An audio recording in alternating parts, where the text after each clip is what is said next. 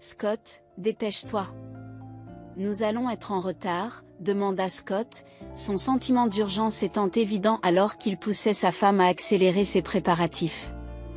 Donne-moi juste 5 minutes de plus, chérie, répond la femme dans la chambre à coucher. Pourquoi cette précipitation? Tu ne peux pas au moins me dire où nous allons, demanda la femme, sa curiosité étant piquée par l'insistance de Scott. Émergeant de l'embrasure de la porte, Scott répondit simplement, je vous révélerai tout en temps et lieu. Nina, finissant enfin de se coiffer, exprima de l'espoir, j'espère que c'est une agréable surprise? Scott acquiesce avec un sourire énigmatique.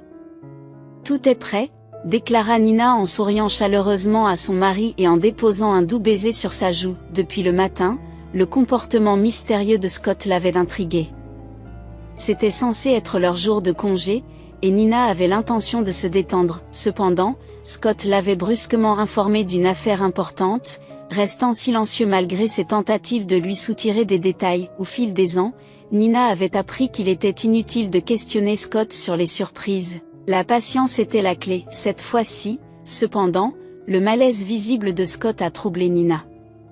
Tout ce qu'elle savait, c'est qu'il s'aventurait en dehors de la ville. Alors que leur voiture se fondait dans le flot de la circulation sur l'autoroute, elle s'enquit de la durée du voyage. Environ 20 minutes, répondit Scott en souriant. N'hésitez pas à faire une sieste. Je n'ai même pas eu le temps de prendre mon café du matin, ajoute-t-il en réglant la musique à un volume plus bas. Se couvrant les yeux, Nina plongea dans un rêve. Elle se retrouvait au milieu d'enfants, jouant avec un ballon rouge dégonflé, tandis que des voix lointaines chantaient une mélodie lancinante. Soudain, elle est réveillée par une violente secousse et un bruit assourdissant, suivi d'une douleur atroce qui lui traverse le visage. Prise de panique, elle hurle en essayant de se protéger de l'assaut. Lorsqu'elle reprend conscience, Nina est désorientée. La lumière du soleil éclaire les murs bleu pâle qui l'entourent et une légère brise passe par la fenêtre. Un bip sonore rythmé émane de son côté, et elle s'efforce de bouger. En observant un tube attaché à son poignet, la réalité commença lentement à s'imposer. En y regardant de plus près, Nina se rendit compte qu'il s'agissait d'un tube d'intraveineuse relié à son bras. Elle devinait qu'elle était à l'hôpital, mais pourquoi? Elle et Scott avaient prévu d'aller quelque part, mais elle ne se souvenait plus où ils allaient ni où se trouvait Scott. Son corps se sentait lourd, comme s'il était alourdi, et ses lèvres étaient sèches, ce qui l'empêchait de parler. Soudain, la porte du service s'ouvrit et une femme vêtue d'une combinaison médicale rose pâle entra dans la pièce. Voyant que Nina était allongée, les yeux ouverts et la regardant fixement, l'infirmière a appelé le médecin quelques minutes plus tard. Celui-ci entre dans la salle, s'assoit sur une chaise à côté du lit de Nina et lui demande calmement, « Vous m'entendez, Nina ?» Nina répond par un signe de tête. « Vous rendez-vous compte de l'endroit où vous êtes ?» Nina acquiesce à nouveau. « Vous souvenez-vous de ce qui s'est passé ?» Nina essaie de secouer la tête négativement, mais son cou ne veut pas tourner. Le médecin lui a expliqué qu'elle avait un corset spécial sur le cou et qu'elle ne pouvait pas encore l'enlever. « Vous avez eu un accident il y a 3 jours et vous êtes à l'hôpital depuis. Je m'appelle le docteur Hodge et je suis votre médecin traitant depuis 2 jours. Vous étiez en soins intensifs. Hier, vous avez été transféré dans le service. Vous avez une grave commotion cérébrale, une fracture du bras gauche et de multiples contusions, mais la crise est passée. » La femme murmure. « Mais où est mon mari ? Je ne peux pas vous le dire maintenant. J'ai besoin d'éclaircir quelque chose. » Docteur Hodge. Le médecin est soudain embarrassé. « Je reviendrai vous voir plus tard. Pour l'instant, reposez-vous. » Nina tenta de se relever, mais son corps fut traversé par une vive douleur lorsqu'elle se souleva sur un bras. À ce moment-là, une infirmière entre dans la chambre, voyant que la patiente essaie de se lever. « Qu'est-ce que vous faites ? Vous ne pouvez pas vous lever, vous devez rester allongé encore quelques jours. » L'infirmière lui tend une bouteille d'eau munie d'un tube.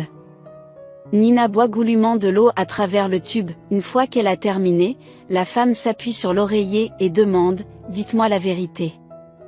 Où est mon mari ?» Elle répondit lentement « À vrai dire, je ne connais pas son nom complet. L'infirmière est intéressée et montre un désir sincère d'aider Nina, mêlé de pitié. Son nom de famille est Lano, dit Nina en syllabant. Franchement, il semble que nous n'ayons personne de ce nom dans le service, il est peut-être encore aux soins intensifs. Je vais vérifier. En attendant, il a été conseillé à Nina de s'allonger et de se reposer. Il vaut mieux ne pas bouger du tout, dit l'infirmière avant de quitter la pièce, laissant Nina seule avec ses pensées. Alors que ses paupières s'alourdissent, Nina sombre dans le sommeil. Elle fut réveillée par le claquement discret de talons qui résonnait sur le sol. En clignant des yeux, Nina se retrouve face au docteur Hodge, son médecin traitant. « Pouvez-vous me dire combien de temps j'ai dormi ?» « J'ai perdu la notion du temps, » demande Nina, « cela fait une journée entière que nous ne nous sommes pas parlé. » « Ne vous inquiétez pas, c'est normal étant donné les puissants médicaments contre la douleur que vous avez reçus. Le sommeil est essentiel à votre rétablissement, » l'a rassuré le docteur Hodge. « Et mon mari ? Des nouvelles ?» Nina insiste, son inquiétude est évidente. « Je viens de prendre mon service, je n'ai donc pas encore eu l'occasion de vérifier. Je le ferai bientôt. » Répond le docteur Hodge en se précipitant vers la porte. À ce moment-là, une infirmière entre, poussant un chariot métallique chargé de repas. « Le déjeuner est servi », annonce-t-elle avant que le médecin ne s'en aille. « Vous avez appris quelque chose sur mon mari ?» demande Nina avec impatience. « D'abord, goûtez à la soupe de poulet. Elle est délicieuse aujourd'hui », encourage l'infirmière en la versant dans un verre muni d'une paille. « Buvez à petites gorgées. » Nina hésite mais finit par prendre une gorgée, la trouvant étonnamment savoureuse. « Merci, » murmure-t-elle, « vous en voulez encore ?» propose l'infirmière. « Non, merci », décline Nina, qui repense à son mari. « Des nouvelles, je ne sais pas si je suis autorisée à le dire, mais, » l'infirmière hésite avant de poursuivre, « Scott Lagano est décédé dans l'accident. » « Toutes mes condoléances. » Nina sent une vague d'incrédulité et de chagrin l'envahir. « Non, il doit y avoir une erreur, » protesta-t-elle faiblement. « J'ai bien peur que non. » « J'ai tout confirmé. Vous étiez toutes les deux dans la même voiture, » explique l'infirmière d'un ton compatissant. « Je suis vraiment désolée. » Pendant un moment, Nina est restée figée, incapable de comprendre la nouvelle. Puis la réalité l'a frappée et elle s'est mise à sangloter de façon incontrôlée. Le docteur Hodge et l'infirmière sont rapidement intervenus, lui administrant un sédatif pour la calmer. Nina a partagé 10 ans de sa vie avec Scott, et cette perte soudaine lui est insupportable. Leur vie heureuse a été brisée en un instant par un accident tragique. En racontant les événements qui ont conduit à la mort de Scott, Nina ne peut s'empêcher de ressentir le poids de leurs souvenirs communs et le vide laissé par son absence. À sa sortie de l'hôpital, Nina est confrontée à la lourde tâche de reconstruire sa vie sans son mari bien-aimé à ses côtés. En franchissant le seuil de sa maison, un silence étouffant l'envahit. Elle se déchausse, les jambes chancelantes, se dirige vers la chambre à coucher. Nina changea machinalement de vêtements et tenta de faire infuser du thé. Cependant, un flot de souvenirs de la dernière fois qu'elle et Scott ont partagé du thé l'ont submergée, ce qui l'a poussée à laisser la tasse intacte sur la table. Malgré l'absence d'enfant, Nina, qui avait subi dans sa jeunesse une opération qui avait changé sa vie, éliminant ses chances d'être mère, a trouvé du réconfort dans le soutien indéfectible de Scott. Il n'a pas ménagé ses efforts pour que sa femme bien-aimée ne se sente jamais insuffisante. Nina, qui rejetait l'idée d'adopter un orphelinat, aspirait à un lien familial avec un enfant. Acceptant peu à peu son destin, elle a trouvé la joie dans sa carrière en biotechnologie, consacrant des années à une société pharmaceutique. Épuisée, Nina a sombré dans un sommeil troublé sur le canapé et a fait un rêve bizarre dans lequel des enfants insistants lui demandaient de jouer au ballon. Gênée uniquement par sa Minerve, une fillette persistante s'accroche à sa jupe, la suppliant de l'emmener avec elle, mais Nina, se libérant enfin, descend dans un trou entouré de piles poussiéreuses. De livres, de cahiers et de jouets d'enfants. L'écriture de son mari ornait les cahiers, indéchiffrable pour elle, et elle se réveilla en sursaut, déconcertée par l'horreur récurrente de ses enfants et du ballon. Quelques minutes plus tard, Nina se leva du canapé et l'appartement, autrefois inhospitalier, lui parut moins intimidant, comme si Scott était simplement parti travailler. 2 semaines se sont écoulées depuis le retour de Nina, son rétablissement progressif étant marqué par des visites chez un psychologue pour surmonter le chagrin. Un jour, sa mère Sarah est arrivée, ravie de trouver sa fille dans un état d'esprit relativement bon. Sarah prend Nina dans ses bras et remarque qu'elle rougit à nouveau. En rougissant, Nina a admis les séances de la psychologue, trouvant un soulagement inattendu dans de simples conversations. Même si elle n'oubliera jamais Scott, les séances l'ont aidé à accepter son absence sans attente constante ou sans broncher. À l'extérieur de la porte d'entrée, des pas résonnent doucement. C'est bon, ma chère. Tout rentrera dans l'ordre. Ce que vous avez enduré est inimaginable, mais vous êtes là. Remercie le ciel pour cela. C'est ce qui compte le plus. Maintenant, il faut juste que tu trouves la force de continuer, rassure maman Nina, en serrant sa fille dans ses bras alors que les larmes coulent à flot. Je suis perdue, maman. Je ne sais pas quoi faire, murmure Nina entre deux sanglots. J'essaie d'aller de l'avant, mais chaque fois que je vois sa photo ou ses affaires, je suis bouleversée. Je me sens impuissante. Sarah, sa mère, lui parle doucement. Pourquoi ne pas commencer à trier ses affaires? Je comprends qu'il est encore tôt, mais vous torturer ne servira à rien. Il n'a pas besoin de tout cela, et toi non plus. Gardez ce qui comptait vraiment pour Scott et laissez tomber le reste. Cela vous apportera un peu de paix. Voulez-vous que je vous aide? Je pense que vous avez raison, mais je dois le faire seule, répond Nina après un moment de réflexion. Je ne commencerai pas à travailler avant une semaine, alors je commencerai demain. Oh, ma chère, tu as toujours été si indépendante, depuis que tu es toute petite, remarque affectueusement maman Nina. Je ne te pousserai pas, mais crois-moi, il vaut mieux ne pas tarder. Tu trouveras du réconfort une fois que ce sera fait, comme nous te l'avons promis. Le lendemain, Nina s'est attelée à la tâche de trier les affaires de Scott. Elle range soigneusement ses vêtements, ne laissant que quelques souvenirs pour elle.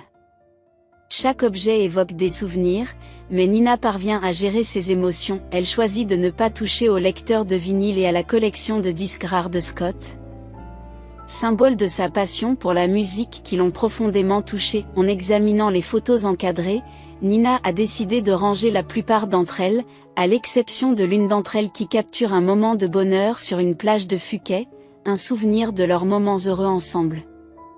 Le débarras est un endroit rarement visité par Nina. Autrefois sanctuaire du hobby de Scott, la construction de bateaux miniatures, il renfermait désormais un trésor de souvenirs.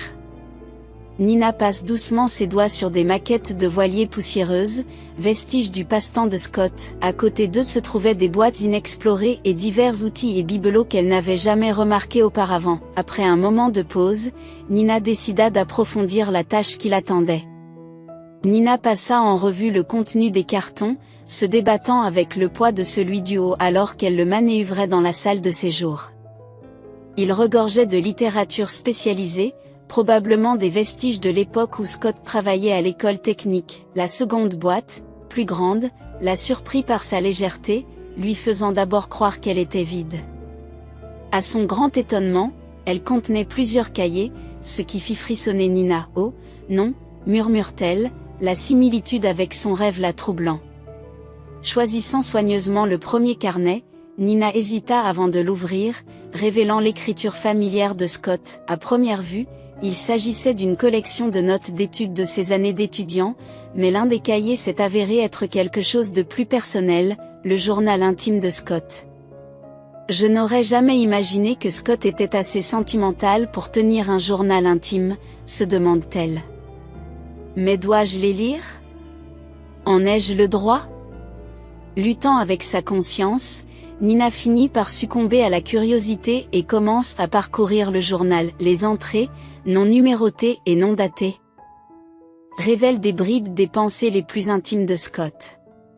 Mettant le journal de côté pour une lecture ultérieure, Nina reprend son travail de tri des affaires de Scott. Au crépuscule, Nina s'émerveille du temps qu'elle a passé dans la réserve. Il faut que je prépare le dîner, pensa-t-elle en s'installant sur le canapé pour commencer à lire le journal. La première entrée parlait de l'agitation intérieure de Scott, un aveu d'une relation passée cachée qui s'était brusquement terminée. Comme Diana avait trouvé le bonheur avec un autre homme, je devais continuer ma vie, même si c'était une tâche difficile. J'ai repris le travail et j'ai fini par rencontrer Nina, mais le passé ne semblait pas vouloir s'effacer. Récemment, j'ai reçu un appel d'un vieil ami de Diana, un appel qui m'a choqué et m'a laissé dans une situation désespérée. J'ai dû abréger mon deuxième article, car Nina est rentrée plus tôt que prévu et je n'ai pas eu la possibilité de le terminer.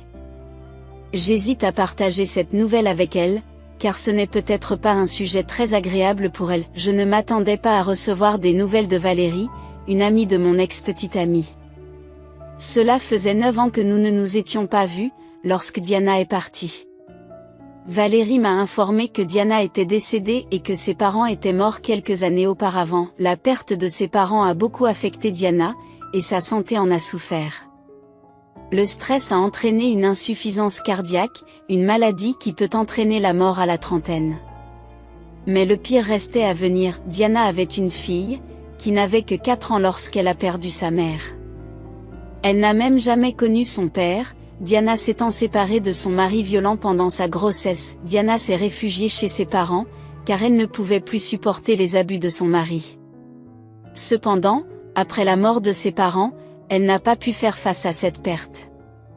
La petite fille a donc été placée dans un orphelinat. Valérie, qui avait elle-même 3 jeunes enfants, n'a pas pu accueillir la fillette en raison de contraintes financières. Le comportement de la petite fille est devenu de plus en plus difficile après la mort de sa mère.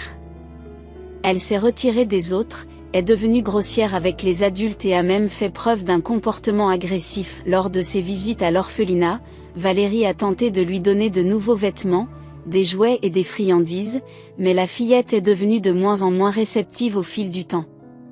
Dans ma 3e entrée, j'ai de nouveau dû arrêter d'écrire, craignant que Nina ne trouve mon carnet et ne provoque une scène. Je ne pouvais pas encore lui dire, mais je savais que le moment viendrait.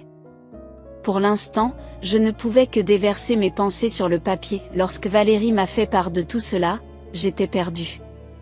Je ne comprenais pas pourquoi j'avais besoin de savoir tout cela, puisque l'enfant n'était pas de moi et que je n'avais pas été en contact avec sa mère depuis longtemps. Cependant, quelque chose en moi a été touché. Ensuite, Valérie m'a demandé si je pouvais acheter des choses à la petite fille, car elle avait elle-même des difficultés financières. J'ai fait tout ce que j'ai pu pour l'aider, sans vraiment comprendre l'ampleur de mon implication dans cette situation. C'est un élan de compassion qui s'est réveillé en moi, un souvenir d'anciens sentiments. En arrivant chez Valérie, j'ai découvert que l'un de ses fils était souffrant, ce qui l'empêchait de se rendre elle-même à l'orphelinat. Elle m'a demandé de lui remettre les articles en main propre à ce moment-là. Nina était en voyage d'affaires. J'ai d'abord pensé que ce ne serait pas une tâche importante de visiter la campagne et de livrer les articles à l'orphelinat, pendant que je conduisais. Mon esprit a commencé à créer des images inquiétantes. J'ai imaginé une institution grise dont les murs étaient recouverts d'une peinture écaillée et où les enfants portaient des vêtements usés et avaient le regard vide. J'imaginais également des gardiens à l'expression chagrine. Cependant, lorsque je suis arrivée devant le petit bâtiment en briques entouré de feuilles d'érable dorées, j'ai été agréablement surprise. La cour était propre et bien entretenue, et les enfants, soigneusement habillés, jouaient sur une aire de jeu bien équipée. L'intérieur du bâtiment était encore mieux. Les salles sont bien entretenues et meublées avec soin. En entrant dans le bureau du directeur, une femme aimable, Madame Sanchez, m'a accueillie et s'est présentée. Elle m'a écouté attentivement pendant que j'expliquais que cette fois-ci, au lieu de Valérie, j'avais apporté des cadeaux pour la jeune fille. Elle m'a ensuite demandé si je voulais voir la jeune fille. Je ne sais pas pourquoi, mais j'ai dit oui. La curiosité a peut-être pris le dessus, car je voulais voir à quoi ressemblait la fille de la femme que j'avais aimée autrefois. Je n'ai pas engagé de conversation avec la jeune fille. Au lieu de cela, je l'ai observée en silence, jouant seule dans un coin avec un jouet. Le directeur a soupiré et a fait remarquer que la fille jouait rarement avec les autres enfants. Honnêtement, je ne sais pas quoi faire avec elle. Alicia a besoin d'amour, mais pouvons-nous lui en donner? Nos tentatives pour la placer dans une famille ont échoué car, dès qu'elle se rend compte que ces personnes lui sont étrangères, elle résiste. J'ai toujours pensé que 4 ans était l'âge idéal pour qu'un enfant s'adapte à un nouvel environnement. Après, cela devient plus difficile, mais Alicia est un cas particulier à un si jeune âge. Son caractère est déjà formé, je ne savais pas quoi dire. Mais j'ai ressenti un immense sentiment de pitié pour cette fille. Cela m'a peut-être rappelé mes propres jours de solitude à l'école maternelle, où je m'asseyais seule parce que je n'étais pas en contact avec mes camarades et que je n'avais pas d'amis. Les enseignants n'ont pas pris la peine de s'en préoccuper. Ils étaient satisfaits tant que je restais assise en silence et que je jouais sans causer de problème. J'ai repris la conversation avec Madame Sanchez, lui demandant si je pouvais faire quelque chose pour aider Alicia. Je lui ai dit que j'avais un peu d'argent, mais pas beaucoup. Son père passait de temps en temps pour lui offrir des cadeaux.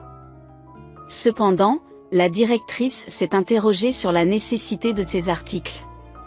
Quel est l'intérêt de ces cadeaux, demanda-t-il. Je vous le dis, Alicia a besoin d'amour et d'une famille, nous avons des fonds suffisants et les enfants ne manquent de rien. Malgré l'approbation du directeur pour les achats personnels, je suis intervenue pour expliquer ma motivation. Vous voyez, je veux aider cette petite fille, et surtout sa mère. Nous avions autrefois des sentiments sincères l'une pour l'autre, mais la vie ne suit pas toujours les plans, ai-je révélé. Le directeur a été surpris. Vous êtes donc son père? M'a-t-il demandé. Non, sa mère et moi nous sommes séparés il y a presque 10 ans. Je ne l'ai pas revue depuis, ai-je précisé. Êtes-vous marié? Demande soudain le directeur. Oui, je suis marié, ai-je confirmé. Avez-vous des enfants? M'a-t-il demandé. Non, nous n'avons pas d'enfants. Ma femme n'arrive pas à concevoir. Avez-vous envisagé l'adoption? A suggéré le directeur. Je l'ai fait, personnellement. Mais ma femme... J'hésite. C'est une question compliquée. Elle n'est pas ouverte à l'idée d'accueillir une autre fille, ai-je admis. Madame Sanchez réfléchit un instant. J'ai l'impression que vous auriez pu créer un lien avec Alicia, a-t-elle remarqué. C'est une fille bien intelligente et empathique. Mais tout le monde n'est pas prêt à l'accueillir. Il faut de la patience, pourquoi ne pas lui rendre visite de temps en temps, au moins? Proposa-t-elle. Mais ma femme... J'ai commencé, incertain de sa réaction. Je ne pense pas qu'elle approuverait. Apprenez d'abord à connaître Alicia, puis amenez votre femme ici, a suggéré Madame Sanchez de manière persuasive. On peut influencer l'opinion d'une femme, mais sauver un enfant est une occasion rare. D'accord, j'y réfléchirai, ai-je concédé. Nina n'a pas pu continuer à lire. Elle était stupéfaite de découvrir le secret de son mari.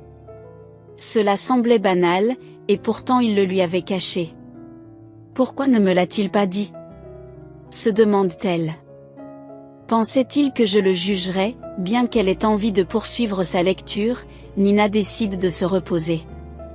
Demain, elle se plongera dans le mystère de son défunt mari avec l'esprit clair. Nina est réveillée par la sonnette de la porte. N'attendant rien, elle hésite à répondre. Cependant, l'insistance de son interlocuteur l'incite à aller voir ce qui se passe. À contre-séhur, elle ouvre la porte. Qui est là? Marmonne-t-elle en s'endormant. C'est moi, Monica, lui répond-on. Ouvre, la dormeuse. Soulagée, Nina fit entrer son amie. Monica et elle se connaissaient par cœur depuis l'époque où elles étaient étudiantes. Monica semblait préoccupée, désireuse de discuter de ses soucis avec Nina. Cette dernière se sentait obligée de soutenir son amie contre vent et marée. Tu m'as vraiment inquiétée, Monica, s'exclame-t-elle d'un ton enjoué. J'ai essayé de te joindre toute la matinée, mais tu es restée muette. J'ai craint le pire et je me suis précipitée immédiatement. Nina haussa les épaules, coupable, et avoua, je dormais. Je me suis couché tard hier soir et j'ai dû laisser mon téléphone en mode silencieux. Monica entre dans la cuisine d'un pas assuré, portant un plateau de fruits et de pâtisserie. J'ai pensé que tu n'avais pas encore mangé, dit-elle. Nina a répondu qu'elle n'avait pas à s'inquiéter pour moi et a ajouté, sur le ton de la plaisanterie, que si j'essayais de me priver de nourriture, ma mère ne le permettrait jamais. Ta mère est une femme remarquable, acquiesce chaleureusement Monica. Alors, comment tu tiens le coup? Nina hésite un peu avant de répondre. Je ne peux pas dire que je vais très bien, mais je me débrouille. Hier, j'ai fouillé dans les affaires de Scott, poursuit-elle, maman m'a suggéré que cela pourrait m'aider, et j'ai trouvé quelque chose d'intrigant. Les yeux de Monica s'écarquillent de curiosité lorsqu'elle remarque un journal intime dans la main de Nina.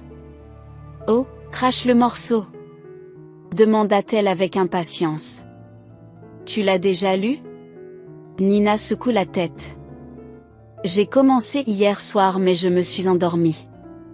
Il semble important, cependant, je suis encore en train de l'étudier, avoua-t-elle. Je te raconterai quand j'aurai tout digéré. Monica s'amuse à plisser les yeux. Tu ne peux rien me cacher, dit-elle en plaisantant. Et s'il s'avérait que Scott était secrètement un prince européen ou quelque chose comme ça, Nina sourit devant l'optimisme et la facilité de son amie. Leur lien a résisté à de nombreuses tempêtes au fil des ans, porté par la bonne humeur contagieuse de Monica. Et si on allait faire du shopping aujourd'hui? Propose Monica en changeant de sujet. De toute façon, tu seras bientôt au travail, mais distrayons-nous un peu. Nina hésite, tentée par l'idée.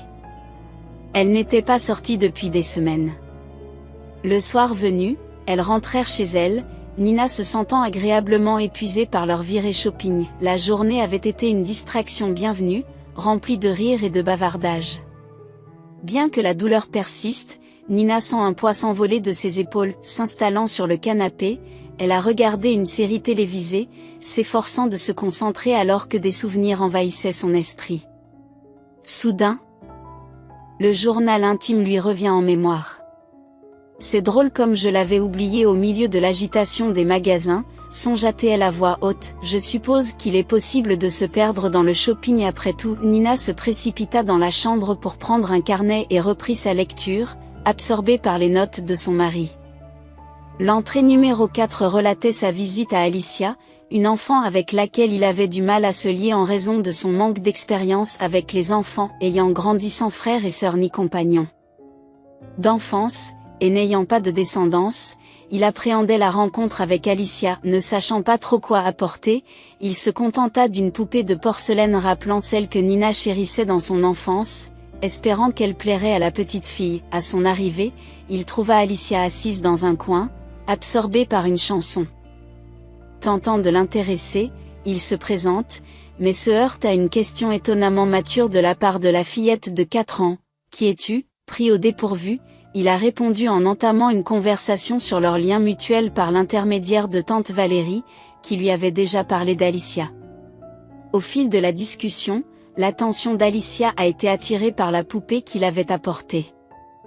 Ravie, elle a accepté le cadeau, exprimant une véritable admiration pour sa beauté, contrairement à ce qu'il supposait, à savoir qu'elle préférait les jouets typiquement associés aux garçons. Alicia a avoué qu'elle s'était abstenue de jouer avec eux parce qu'ils étaient souvent démontés par d'autres enfants. Reconnaissante pour la poupée, elle s'y est accrochée fermement, rassurée par sa promesse qu'elle était la seule à la chérir. En réfléchissant à leur interaction, il s'est rendu compte de l'importance des petits gestes dans l'établissement de la confiance et de la connexion avec Alicia, et a décidé de continuer à favoriser leur relation naissante. Il était impératif de lui donner un nom. Elle ne pouvait pas exister sans. Alicia fixa le visage captivant de la poupée, dont les petits yeux émeraudes semblaient remarquablement réalistes. Nina, murmura doucement la jeune fille. J'ai eu un sursaut. Nina était un nom assez courant, mais il résonnait. Tu peux appeler la poupée comme tu veux, Alicia, m'excusai-je silencieusement auprès de ma femme, en m'efforçant de rassembler mes idées. Je dois partir, tu reviendras, demanda soudain la jeune fille. Peut-être, répondis-je, incertain. Je pourrais te rendre visite une fois par semaine, si tu le souhaites. J'en serais ravie, murmure l'enfant. Après avoir fait mes adieux, je suis partie. Je n'arrivais pas à comprendre les émotions que cette fille avait suscitées en moi, mais le désir de la revoir était indéniable. Nina, distraite de sa lecture par le cahier, se retrouva envahie par des sentiments inconnus. « Où est cette fille ?» se demanda-t-elle. Il n'y a aucune date mentionnée nulle part. Et les voyages d'affaires de Scott sont fréquents, ce qui rend difficile l'établissement d'une chronologie. Pourquoi n'a-t-il pas noté les dates? Elle se résout néanmoins à poursuivre sa lecture à la recherche d'indices. L'entrée numéro 5 a révélé mes visites régulières à Alicia.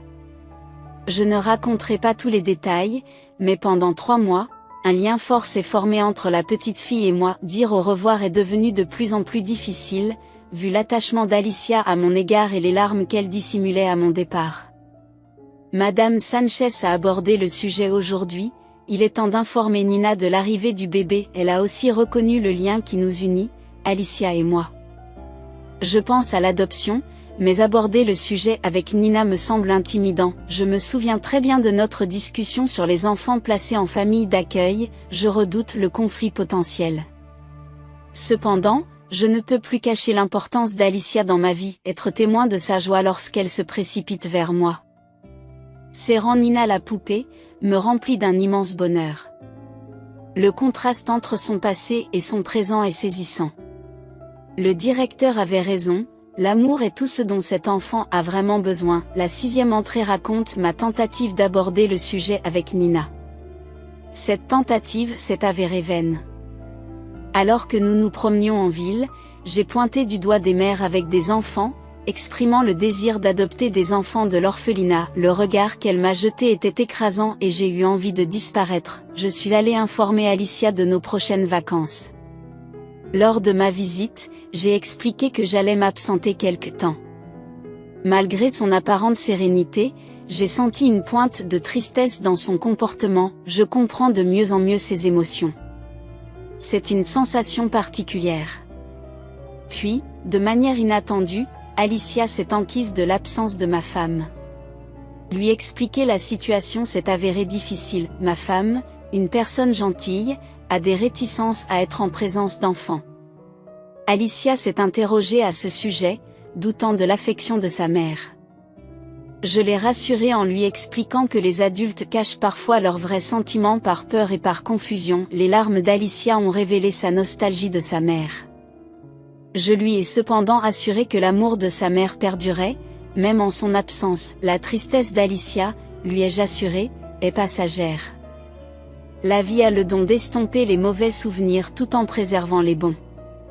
Je l'ai encouragée à croire qu'un jour, elle trouverait une nouvelle figure maternelle qui la chérirait énormément. Elle souhaitait ardemment m'accompagner pendant nos vacances, une question que je redoutais.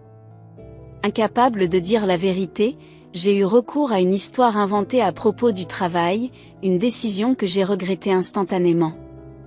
Alicia a senti ma malhonnêteté, ce qui a ébranlé la confiance qu'elle avait en moi. En repensant à nos vacances passées, j'ai réalisé l'importance du lien qui nous unissait à Alicia. En lui rendant visite après un mois d'absence, j'ai tenté de combler la distance émotionnelle qui s'était installée entre nous. Malgré mes efforts, Alicia restait distante, perdue dans ses pensées. Madame Sanchez m'a conseillé la patience, ce qui m'a découragée. Cependant, lors de ma visite suivante, le comportement d'Alicia avait changé. Elle m'a accueillie avec une joie sincère, me serrant chaleureusement dans ses bras. Notre conversation a révélé sa remarquable vision de la vie, qui dépasse celle de nombreux adultes. Me sentant profondément liée à elle, j'ai envisagé de me confier à quelqu'un au sujet de notre lien. L'idée de garder le secret me pesait lourdement, même si l'adoption n'était pas envisageable. La connaissant. Les entrées suivantes décrivent les autres visites de Scott à l'orphelinat. Nina a pleuré en lisant tout cela. Elle avait de la peine pour la jeune fille, pour son mari et pour elle-même lorsqu'elle atteignit les dernières notes. Il lui était difficile de continuer. Elle a fermé le cahier et s'est assise pendant un long moment pour essayer d'assimiler les informations. Non, Je dois continuer à lire jusqu'à la fin, donc Scott a visité cette Alicia pendant une année entière, comment a-t-il pu me cacher tout cela? S'indigne la femme. N'aurais-je pas compris qu'il ne me connaissait pas très bien, les mains tremblantes. Elle tourne les pages du carnet jusqu'aux dernières, entrée numéro 32. Alicia a sensiblement grandi. Cela fait presque un an que je lui rends visite. Aujourd'hui, c'était son anniversaire et j'ai apporté des ballons, un gâteau et un ours. C'était bien de la voir partager le gâteau avec les autres enfants. Madame Sanchez m'a dit qu'Alicia était devenue plus sociable. Depuis que je lui rends visite, elle s'est même liée d'amitié avec plusieurs enfants. J'aimerais pouvoir lui offrir un cadeau différent, mais ce n'est malheureusement plus possible. J'essaie de cacher ma presque fille à Nina, et c'est de plus en plus difficile à avouer. Au moment de partir, Alicia s'est agrippée à mon pantalon et je n'ai pas pu libérer ma jambe. Elle est restée là à pleurer et je n'ai pas pu m'empêcher de pleurer aussi. J'étais prêt à l'emmener avec moi et à ne jamais revenir, mais je n'ai toujours rien dit à ma femme. Entrée numéro 33. J'ai décidé qu'Alicia devait vivre avec nous. Je suis sûre que Nina l'aimera comme son propre enfant. Je pourrais et elle pourrait, bien sûr ce sera un défi, mais nous nous débrouillerons d'une manière ou d'une autre le week-end prochain. Je l'emmènerai à l'orphelinat, j'ai déjà promis d'emmener Nina. Il faut que je sois plus décidée, c'était la dernière chose à faire. Nina s'assit un jour et réalisa où ils étaient allés en ce jour fatidique. Oh, mon Dieu, une pensée soudaine traversa son esprit. Scott n'a donc pas rendu visite à cet enfant depuis plus d'un mois et lors de sa dernière visite, il avait promis qu'il viendrait bientôt la voir avec moi. Ma pauvre fille, je ne peux pas imaginer ce qu'elle ressent maintenant. Nina n'a pas pu dormir pendant longtemps. Elle décida de se rendre à l'orphelinat pour voir la petite fille, mais elle ne connaissait ni l'adresse de l'institution ni le nom de famille de la petite fille. Elle finit par s'endormir et fait un rêve. Une fois de plus, elle était entourée d'enfants qui lui demandaient de jouer au ballon avec eux. Elle sentit alors une petite main tirer sur le bord de sa jupe. Nina baissa les yeux et vit une fillette qui pleurait, les yeux en sang. En fredonnant doucement, Nina se trouva incapable de se rappeler l'origine de la mélodie qui persistait dans son esprit alors qu'elle se réveillait avec des sueurs froides. L'horloge, qui affiche 6h30 du matin, témoigne de sa nuit agitée. Après avoir passé une demi-heure à se retourner, elle décida de se lever et de se préparer une tasse de café. La boisson fumante et robuste a fait son effet. Chassant les derniers vestiges du sommeil, déterminée, elle tendit la main à son amie Monica, persuadée qu'elle pourrait l'aider à formuler un plan. « Et, tu vas bien? Tout va bien? Tu te rends compte qu'on est samedi ?» grommelle Monica au téléphone. « C'est urgent, Monica, » répond Nina, la voix teintée d'inquiétude. « Tu te souviens du journal intime que j'ai trouvé parmi les vieilles affaires de Scott? Viens tout de suite, c'est crucial et tu es la seule à pouvoir m'aider. Si c'est si important, je serai là, » concède Monica. 2 heures plus tard, elle est assise dans le salon de Nina, captivée par la révélation inattendue de son amie. Scott avait caché un secret qui les avait toutes deux surprises. « Alors, qu'est-ce qu'on fait maintenant ?» demande Monica. « Je n'en sais rien. Tout ce dont je suis certain, c'est que nous devons localiser Alicia de toute urgence. Envisagez-vous de l'adopter? Je ne sais pas ce que je vais faire. Tout ce que je sais, c'est que la fille est seule maintenant. Elle ne sait pas que Scott est parti, et elle nous attend tous les deux. Pouvez-vous imaginer le chagrin qu'elle ressentira quand elle réalisera qu'il ne reviendra pas? Elle se sentira trahie. Je dois lui dire la vérité, Nina, ce n'est qu'une enfant. Ne te précipite pas, ce n'est qu'une enfant, mais je ne veux pas qu'elle perde confiance dans les gens à cause d'un accident tragique.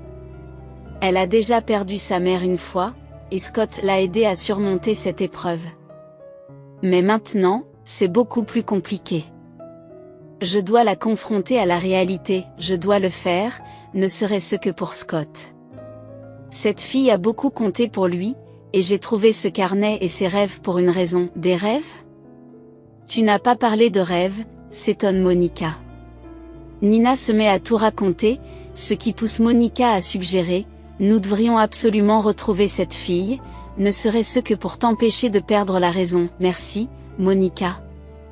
dit Nina en embrassant son amie. Essayons de localiser cet orphelinat.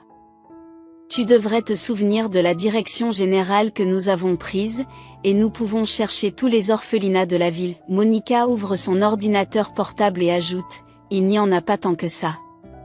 Et c'est ici que l'accident s'est produit. Nina grimace en regardant le point marqué sur la carte. Oh, je suis désolée, ma chérie, ce n'est pas grave, la rassure Nina. Concentrons-nous plutôt sur la recherche d'orphelinats, à environ 10 à 30 km de cet endroit avant que je ne succombe au sommeil. Scott m'a assuré que le trajet ne serait pas long, estimant qu'il ne faudrait que 20 minutes de route par l'autoroute, reconnaît Monica d'un signe de tête avant de reprendre sa quête. Cet endroit semble répondre à tous les critères, déclare Nina avec satisfaction. Oh, et je me souviens du nom de la directrice de l'orphelinat, ajoute-t-elle soudain. Madame Sanchez, consultons le site internet, il y aura sûrement les coordonnées de la direction, suggère Hélène, en félicitant la mémoire de Nina. Excellent travail, Hélène. Madame Sanchez comme directrice ?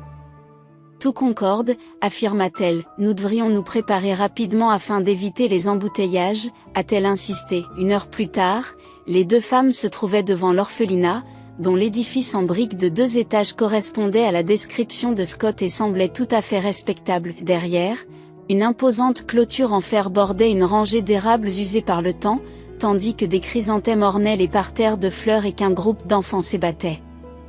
Sur l'air de jeu coloré, le cœur battant, Nina s'approche du bâtiment, l'esprit agité d'incertitude.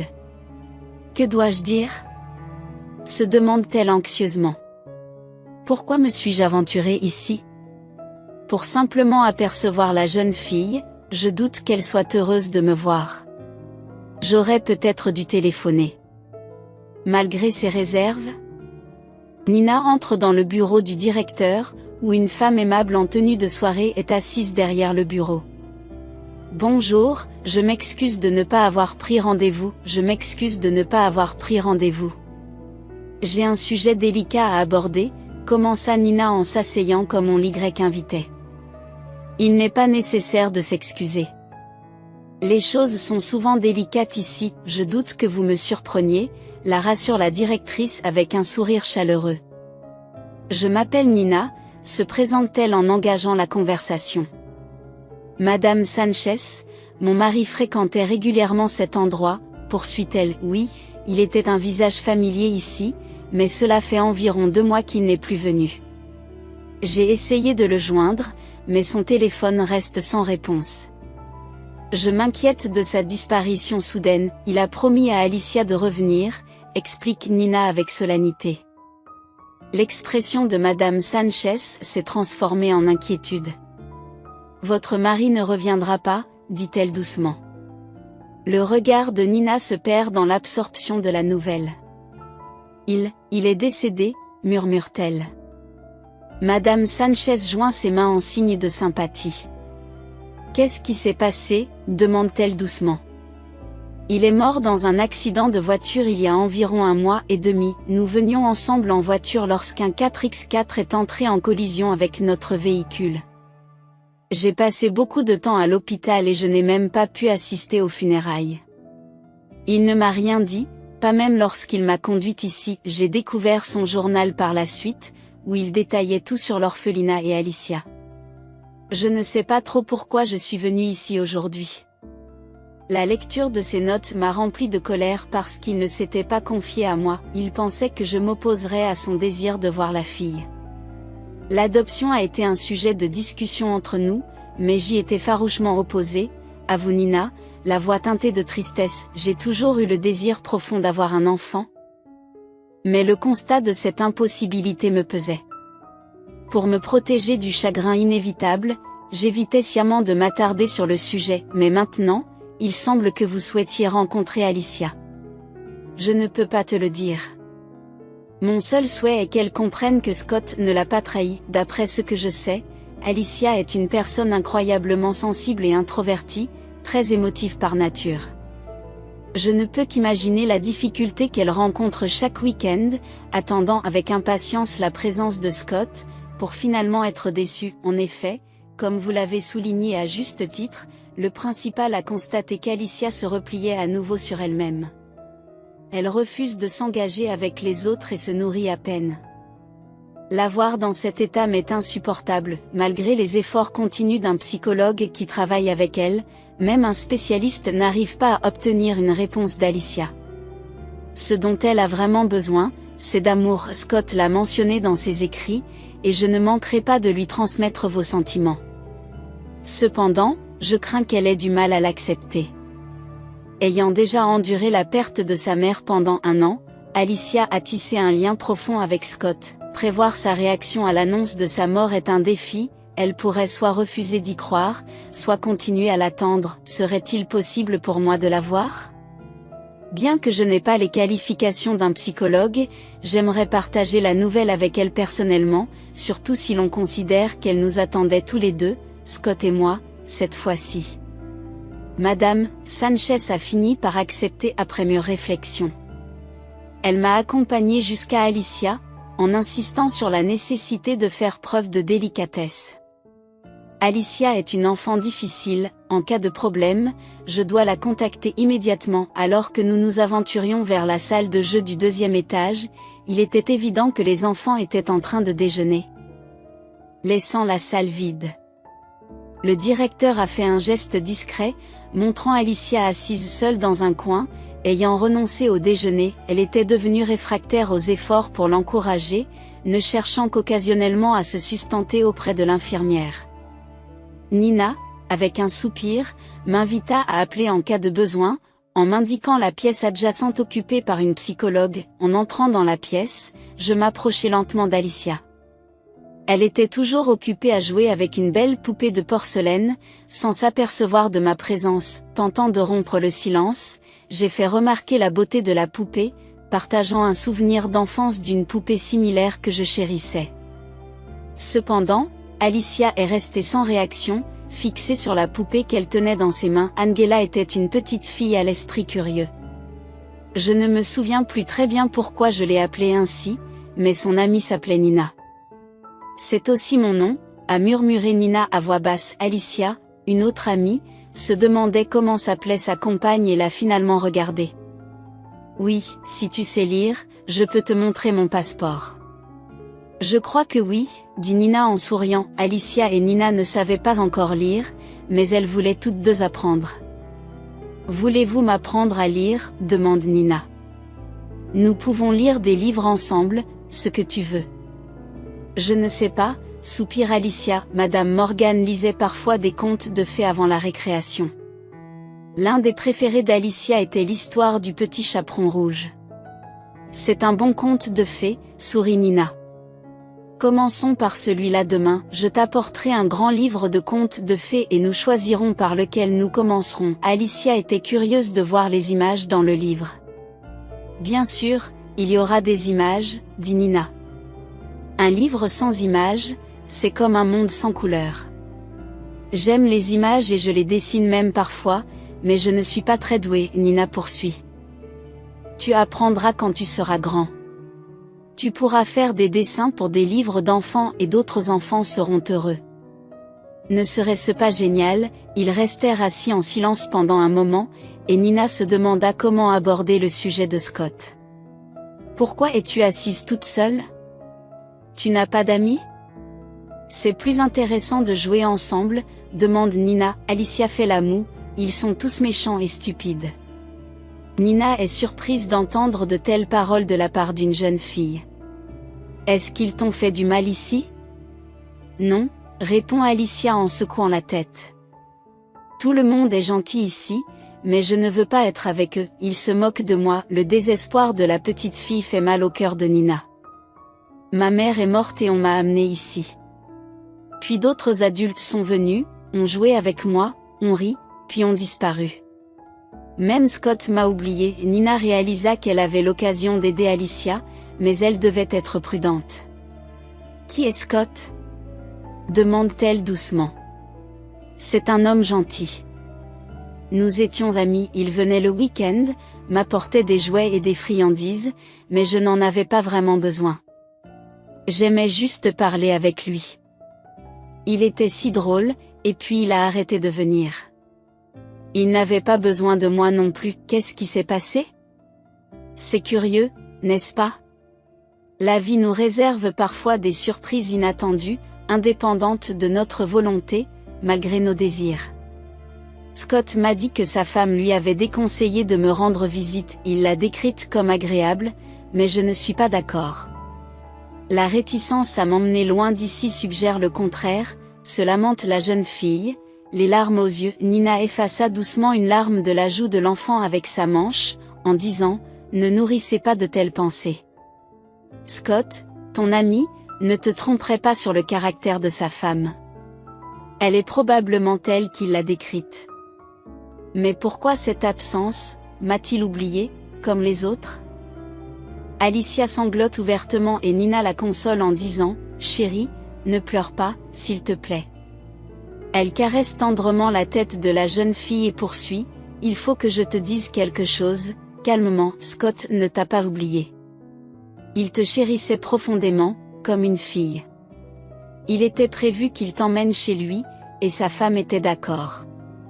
Malheureusement, le destin est intervenu. Scott a eu un accident de voiture alors qu'il se rendait chez vous pour vous présenter à sa femme. Il n'est jamais arrivé. Comment pouvez-vous en être sûr, demanda Alicia d'un air sceptique. Tu me trompes aussi? Nina révéla doucement, Alicia, Scott était mon mari, je suis la femme dont vous pensez du mal. Je regrette ma bêtise. Les choses vont changer maintenant. Tu étais précieuse pour Scott, donc précieuse pour moi. Alicia, qui tenait une poupée offerte par Scott, resta silencieuse, absorbant la nouvelle de la mort de son ami, puisant peut-être sa force dans ses expériences antérieures de perte. Nina tendit à nouveau la main, incertaine. Je ne sais pas si je peux combler le vide laissé par Scott, mais je souhaite sincèrement être ton amie. Si tu veux de moi, je te prendrai volontiers sous mon aile. Ces mots, authentiques et sincères, jaillirent, la surprenant elle-même. Nina n'avait pas l'intention de tromper la jeune fille, si Alicia le souhaitait, elle l'accompagnerait. Alicia resta silencieuse tandis que Nina se préparait à partir. Je dois partir maintenant, mais je reviendrai demain avec le livre d'images que j'ai promis, rassura Nina. Alicia resta sans mots pendant que Nina lui faisait ses adieux et partait. Immobile, Alicia regarde Nina partir, perdue dans ses pensées. Pendant ce temps, Nina, épuisée, rejoint Monica dans la voiture. Les larmes aux yeux, elle déclare « Je ne sais plus où j'en suis, Monica. Tout ce que je veux, c'est que cette petite fille trouve le bonheur. L'intelligence de cette fille est remarquable. Tout ce que Scott a écrit est vrai. On comprend maintenant pourquoi il avait un lien si profond avec elle, et comment elle a vécu l'annonce de sa mort. L'avez-vous informée de tout, de nos efforts pour la ramener et de la façon dont il la chérissait? Il est étonnant de voir à quel point elle est calme, sans verser une larme. La perte de sa mère il y a tout juste un an l'a peut-être endormie face à la tragédie, mais elle est encore si jeune et affronte le monde seule. Pourquoi un enfant doit-il endurer de telles souffrances? C'est injuste. Pourquoi doit-elle endurer la perte de sa famille? Pourquoi n'ai-je pas eu la chance d'avoir des enfants? Pourquoi certains ont tout et d'autres rien? Monica propose soudain, as-tu pensé que tout se déroule dans un but précis? Peut-être que ces événements s'alignent pour que vous trouviez tous les deux du réconfort dans la compagnie de l'autre. Vous avez tous les deux besoin d'affection. Alors, pourquoi ne pas l'offrir? Vous êtes une âme bienveillante, si vous aviez un enfant, vous feriez des pieds et des mains pour son bonheur. Pourquoi ne pas apporter de la joie à cette fille? Nina réfléchit, je ne suis pas sûre. Ce n'est pas si simple. Il y a la bureaucratie, la solitude. Qui me confierait un enfant? Elle mérite une famille. Monica balaie ses inquiétudes du revers de la main, c'est absurde. Les célibataires adoptent depuis longtemps. Ce qui compte, c'est d'offrir un environnement nourricier, ce que vous pouvez faire. Vous avez un emploi stable, une maison confortable et, surtout, un cœur compatissant. Je ne sais pas, hésite Nina. Cela semble plus facile à dire qu'à faire. J'ai besoin de temps pour digérer tout ça. J'ai promis à Alicia de lui rendre visite demain, de lui apporter un livre d'images. Et si elle ne s'habitue pas à moi?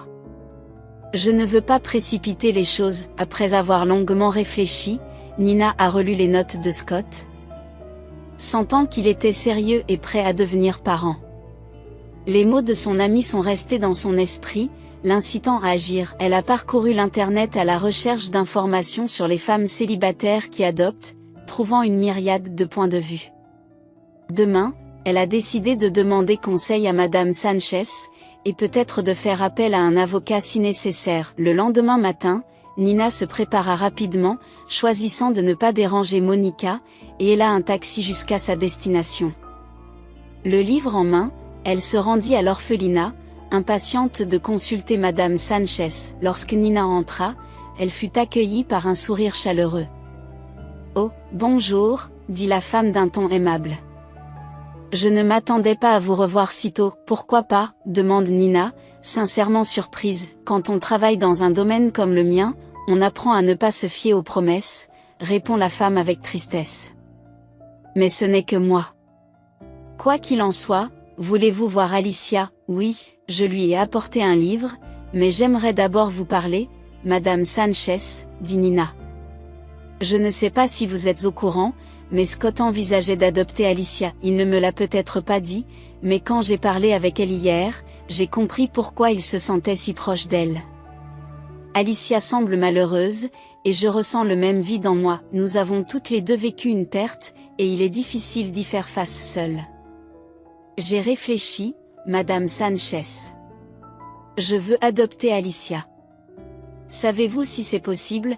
Madame Sanchez examine attentivement Nina, dont l'expression laisse transparaître des doutes. Êtes-vous sûre de vous ? demande-t-elle. Si je me souviens bien, Scott a dit que vous étiez contre. Je me suis trompée, admet Nina. Peu importe qu'Alicia soit biologiquement mienne ou non. Il s'agit de trouver une âme sœur. Je sens une connexion avec elle, mais je comprends qu'il ne s'agit que d'une seule visite. Je ne me précipite pas. D'autant plus qu'Alicia ne m'acceptera peut-être pas tout de suite. Je veux passer plus de temps avec elle, pour mieux la comprendre et lui donner la chance de me connaître. Cela semble être une décision prudente, a reconnu Madame Sanchez. L'adoption comporte d'immenses responsabilités, et si l'enfant ne répond pas aux attentes, certaines personnes peuvent l'abandonner, ce qui peut être dévastateur. Nous avons vu des enfants ballottés d'une famille à l'autre. Je les plains. Il n'y a pas de mauvais enfants, c'est souvent une question de parents qui ne sont pas prêts à faire l'effort de tisser des liens avec eux, de les comprendre et de les accepter. Tout le monde n'en est pas capable. En ce qui concerne les formalités administratives, tant que vous avez un emploi et un logement stable, le statut matrimonial n'est plus un obstacle. Cependant, le processus n'est pas rapide. Je suis prête à attendre, lui assure Nina. Je comprends. Bon, je vais aller voir Alicia maintenant, et nous pourrons en reparler. Dans la salle de jeu, Alicia était assise au même endroit que la veille. Lorsqu'elle vit Nina, elle se figea d'incrédulité. Cependant, il arrive que l'on soit agréablement surpris par le fait d'avoir tort. « Bonjour Alicia », lui dit Nina en lui faisant un signe de la main. « Je t'ai apporté quelque chose. » Elle sortit de son sac un livre magnifiquement illustré et le tendit à la jeune fille. Après avoir passé un bon moment à parcourir les rayons de la librairie, choisissant avec soin un livre qui, selon elle, plairait à la jeune fille, elle l'a enfin trouvé, assise à côté de la jeune fille comme elle l'avait promis. Elle lui présenta une collection de contes de faits divers, dont certains ne lui étaient même pas familiers. La taille des caractères était généreuse, ce qui permettait à la jeune fille de se lancer facilement dans la lecture. Acceptant le livre offert avec gratitude, Alicia tourna les pages avec impatience. Ses yeux s'illuminant d'impatience devant les illustrations captivantes. En exprimant ses remerciements, elle s'émerveille de la beauté du livre, un cadeau comme elle n'en avait jamais reçu auparavant. Alicia n'arrivait pas à croire que le généreux bienfaiteur était revenu, craignant que cela n'arrive jamais. Changeant de sujet, Alicia s'adressa chaleureusement à son compagnon, appréciant le respect des promesses, surtout lorsqu'il s'agit d'une affection sincère. Elle se dit préoccupée par le fait que la jeune fille passe du temps seule et suggéra des visites régulières, proposant même l'idée de faire des promenades tranquilles ensemble. Curieuse du concept de zoo, Alicia avoue n'y être jamais allée et s'enquiert avec enthousiasme des différents animaux que l'on peut y trouver, tels que les tigres, les éléphants et les chameaux.